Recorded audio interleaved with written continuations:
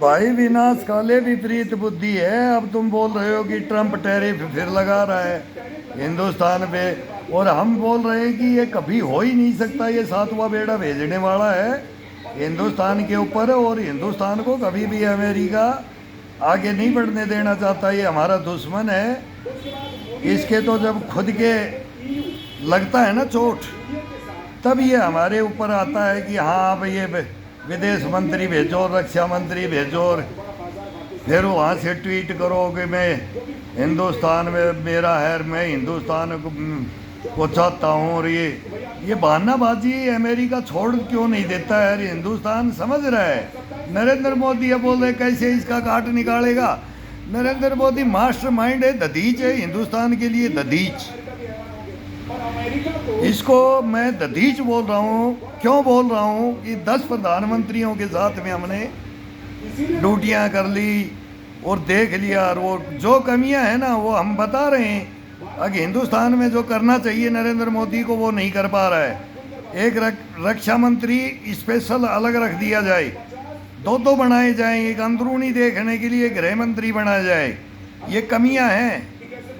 अजीत डोभाल के जैसे छांट के लाए हैं ना, एस जयशंकर जैसे ये टीम बनाई है, राजनाथ की, अमित शाह की, फिर गडकरी की, फिर उस पर एक ब्लेम लगते हैं कि वो पेपर लीक के अंदर हिंदुस्तान को ये बदनाम हो रहा है। फिर ऐसे ही ये बोलते हैं कि हिंदुस्तान ने गिरवी रख दिया सोना। आज ये भी चल रहा था कि हिंदुस्तान ने गिरवी रख दिया सोना। हिंदुस्तान ने क्या, ये नरेंद्र मोदी को बदनाम करना चाहते हैं? कोई सोना उना गिरवी नहीं रखा है और हिंदुस्तान रखेगा भी नहीं। 62 की लड़ाई में हिंदुस्तान ने ना कार्नर बोलते ना, पाजेवर, चुटकियां, नक चुटकी, जिसके कुछ भी था पैरों के अंदर भी था वो भी फेंक दिया था। सुभाष चंद्र बोस आजाद हिंद फौज खड़ी करी तब फेंक दिया था। ये क्या जाने कांग्रेस ये इंडिया गठबंधन।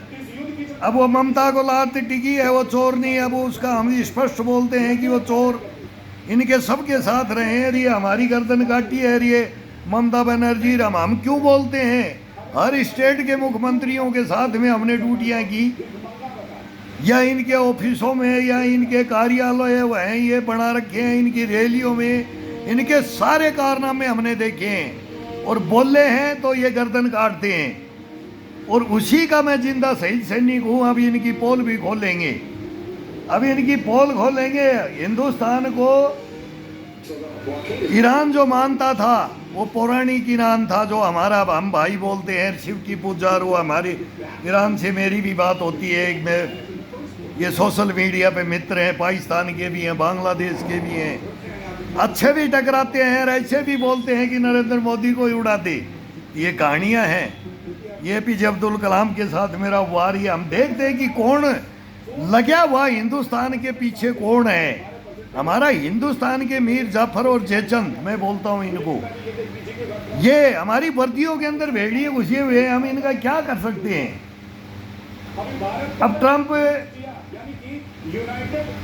विनाश काले विपरीत बुद्धि क्यों बोल रहा हूं?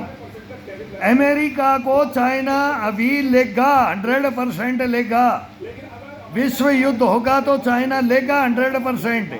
और चाइना यहां से गियर लगा चुका है, और उधर से व्लादिमीर पुतिन, बोलता हूं मैं, Vladimir Putin, Peter the Great जार्वम, वो गियर लगा रहा है। अभी जेलेंस्की चिल्ला रहा है एयर डिफेंस नहीं है मेरे पास। वो पैटियाट उटियाट के वो बम खत्म हो गए, मिसाइलें खत्म हो गई, अब हाथ खड़ा करेगा।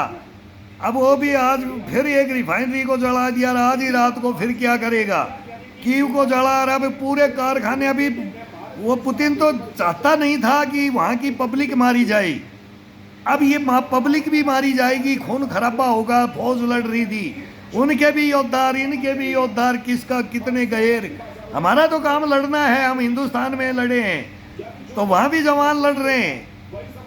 किसी भी देश का जवान गलत नहीं होता है, फौज लड़ती है नाम सरदारों का। ये हमारे वाले हमारे ही दुश्मन है, हमारे कोई नहीं बताते, गुलाम बनाना चाहते थे। लेकिन अब एक ऐसी मिसाइल आज ही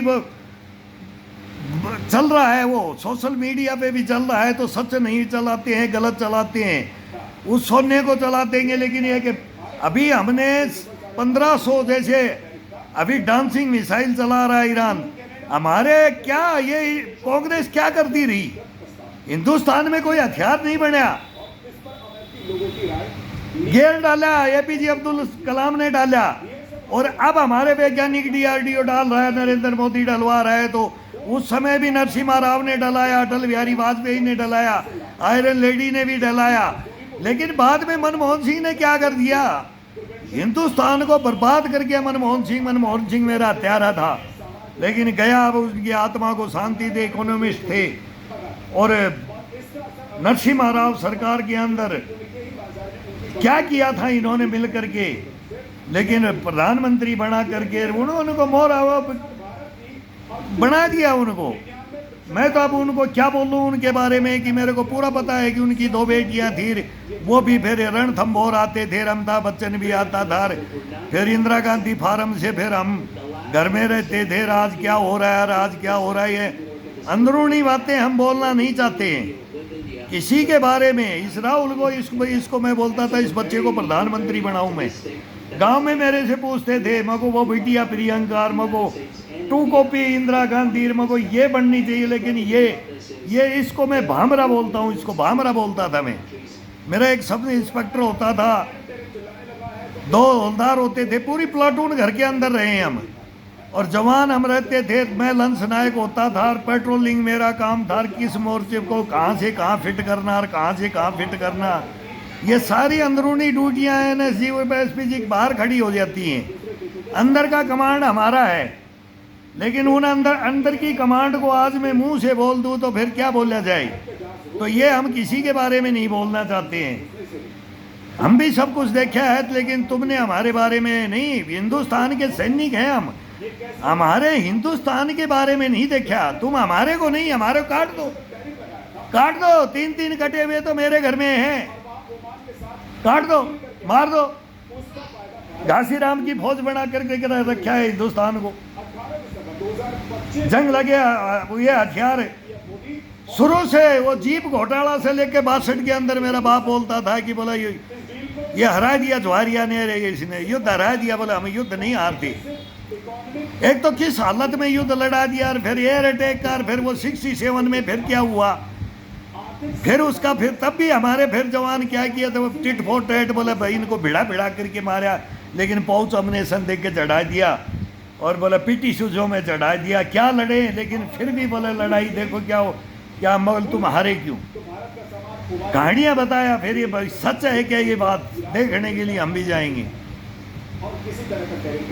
65 का लड़ा है युद्ध, इन्होंने सेना तोड़ दी, ये हथियार खरीदेंगे, ये नरेंद्र मोदी को राफेल में ये बदनाम करेंगे। वो बोफोर्स में हुआ ना, कोतरोची कार इनका हुआ है ना, एंडरसन कार रात में भगा दिया, धन्ना सेठों को भगा दिया था। वो हिंदुस्तान में कुछ भी दे देते उनको, इतने पैसे वालों को इनको भगा दिया, जहाज उड़ा दिया।